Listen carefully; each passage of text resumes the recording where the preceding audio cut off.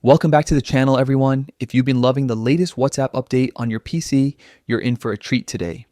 One of the coolest new features lets you easily reply to messages straight from those links you've received.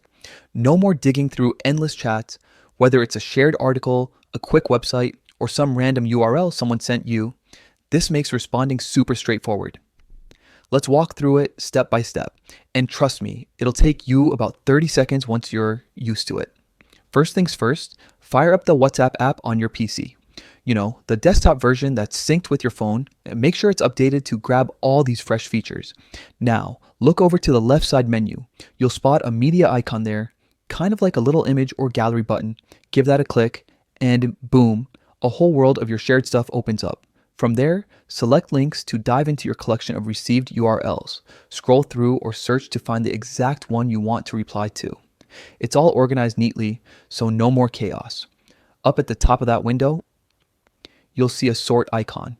Looks like arrows or a filter. Hit that and pick others from the options. This sorts your links in a way that highlights the miscellaneous ones, making it easier to spot what you need. Found your link? Right-click right on it. A menu pops up and there it is, reply. Select that and a reply box appears ready for your message. Type out whatever you want to say, maybe a quick thought, a question, or even an emoji reaction. Finally, just hit send and your reply zips off to the original chat. Done. The recipient gets it contextualized with the link so everyone stays on the same page. This update is a game changer for keeping conversations flowing without switching tabs or apps. Super handy for work links, memes from friends, or family recipes shared via URL.